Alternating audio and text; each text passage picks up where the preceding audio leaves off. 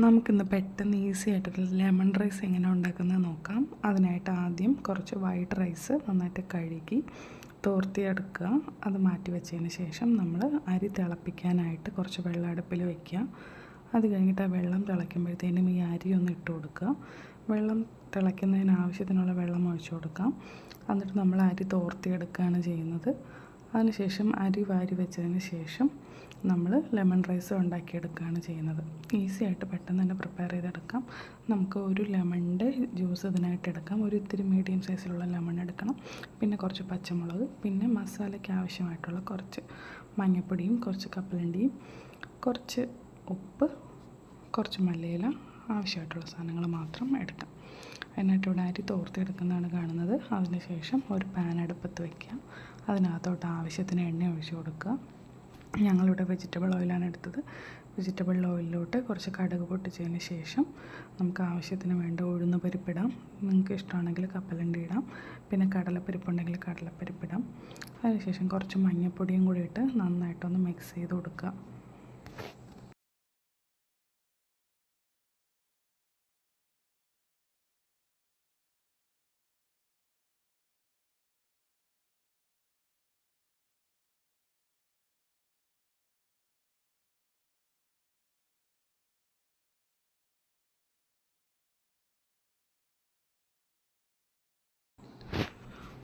കൂടുതൽ പുളിപ്പ് വേണമെന്നുണ്ടെങ്കിൽ കുറച്ച് കൂടുതൽ ലെമൺ ജ്യൂസ് ഒഴിക്കാം. കുറച്ച് മതി എന്നുണ്ടെങ്കിൽ കുറച്ച് ലെമൺ ജ്യൂസ് മതി. നിങ്ങളുടെ ഇഷ്ടത്തിനനുസരിച്ച് അത് അഡ്ജസ്റ്റ് ചെയ്ത് കൊടുക്കുക. ആവശ്യത്തിന് ഉപ്പും ഇട്ട് കൊടുക്കുക. പെട്ടെന്ന് തന്നെ നമുക്ക് ഈസി ആയിട്ട് പ്രിപ്പയർ ചെയ്തെടുക്കാൻ പറ്റുന്ന ഒരു ഡിഷാണ്. നിങ്ങളെല്ലാവരും ട്രൈ ചെയ്ത് നോക്കണം. ഇത് ഏറ്റവും എളുപ്പമായിട്ട് ചെയ്യുന്നത് എങ്ങനെയാണെന്നാണ് പറഞ്ഞിട്ടുള്ളത്. പിന്നെ നിങ്ങൾക്ക് ടേസ്റ്റ് കൂട്ടാൻ വേണ്ടിയിട്ട് നമുക്ക് വേണമെങ്കിൽ ഇച്ചിരി ബട്ടറും കുറച്ച് നെയ്യും ഒക്കെ ഇട്ട് കൊടുത്താൽ കുറച്ചുകൂടി ടേസ്റ്റ് ആവും. അതല്ലെങ്കിൽ അല്ലാതെ തന്നെ ഇതിൻ്റെ ഒരു നാരങ്ങയുടെ ഒരു പുളിരസവും ഒക്കെ കൊണ്ടിട്ട് നല്ല ടേസ്റ്റി ആയിട്ട് തന്നെ വരും. പിന്നെ കാഷ്നട്ടൊക്കെ വേണമെന്നുള്ളവർക്ക് ഇടാം. ഞങ്ങളിവിടെ കപ്പലണ്ടിയാണ് യൂസ് ചെയ്തിട്ടുള്ളത്. അതൊക്കെ നിങ്ങളുടെ ഇഷ്ടത്തിനനുസരിച്ച് എടുക്കാം. കടുക് തെളിച്ചെടുക്കാം. വേണമെങ്കിൽ പിന്നീട് ആയാലും കടുക് തെളിച്ചൊഴിക്കാവുന്നേ ഉള്ളൂ. വറ്റൽമുളക് ഇട്ട് കൊടുക്കാം, പച്ചമുളക് ഇട്ട് കൊടുക്കാം. അങ്ങനെ ടേസ്റ്റിന് ആവശ്യമായിട്ടുള്ള സാധനങ്ങളൊക്കെ നിങ്ങൾക്ക് ഇടാം. കറിവേപ്പില ഇടാം, മല്ലിയില ഇടാം. അതൊക്കെ നിങ്ങളുടെ ഇഷ്ടത്തിന് ഇടാം. അപ്പം നിങ്ങളെല്ലാവരും ഒന്ന് ട്രൈ ചെയ്ത് നോക്കുക. ഇത് എളുപ്പത്തിന് എങ്ങനെയാണ് ചെയ്യുന്നതെന്നാണ് പറഞ്ഞത്.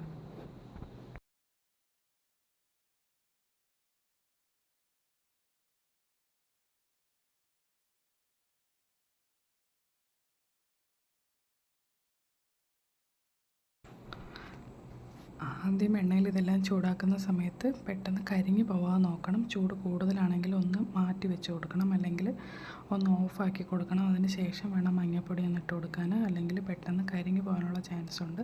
അതൊന്ന് സൂക്ഷിച്ചാൽ മതി. ബാക്കിയെല്ലാം പെട്ടെന്ന് റെഡിയായിട്ട് വരും. അതിനുശേഷം നമ്മൾ എടുത്ത് വെച്ചിരിക്കുന്ന അരിയുടെ, നിങ്ങൾക്ക് ബസ്മതി റൈസ് വേണമെങ്കിൽ യൂസ് ചെയ്യാം, ജീരകശാല റൈസ് യൂസ് ചെയ്യാം, പൊന്നി റൈസ് യൂസ് ചെയ്യാം, മട്ട റൈസ് പോട്ട് ബാക്കി എല്ലാ റൈസും നിങ്ങൾക്ക് ഇത് ഉണ്ടാക്കാനായിട്ട് എടുക്കാം. ഞങ്ങളിവിടെ സാധാ വൈറ്റ് റൈസ് ആണ് എടുത്തിരിക്കുന്നത്. പിന്നെ നാട്ടിൽ ചെറിയ പച്ചരി ഉണ്ടെങ്കിൽ അത് വേണമെങ്കിലും യൂസ് ചെയ്യാം. എന്തുമായിരുന്നാലും ഇത് നല്ല ടേസ്റ്റി ആയിട്ട് തന്നെ വരും. മട്ട റൈസ് അതുപോലത്തെ ഇച്ചിരി കനമുള്ള റൈസ് യൂസ് ചെയ്യാതിരിക്കുക. അതായത് ബ്രാനുള്ള റൈസ് യൂസ് ചെയ്യാതിരിക്കുക. അല്ലാത്ത വൈറ്റ് റൈസ് ഏത് വേണമെങ്കിലും നിങ്ങൾക്ക് യൂസ് ചെയ്യാം. നല്ല ടേസ്റ്റി ആയിരിക്കും. നിങ്ങൾക്ക് കേട് വെച്ചത് സെർവ് ചെയ്യാം. അതല്ല ചമ്മന്തി ഉണ്ടെങ്കിൽ അത് വെച്ച് സെർവ് ചെയ്യാം. നിങ്ങളുടെ ഇഷ്ടത്തിനനുസരിച്ച് എന്ത് കറി വെച്ചാണെങ്കിലും ഇത് കഴിക്കാൻ പറ്റും. നല്ല ടേസ്റ്റിയാണ്. കറി ഇല്ലാതെയും കഴിക്കാം. നിങ്ങളെല്ലാവരും ട്രൈ ചെയ്ത് നോക്കണം. Bye, see U.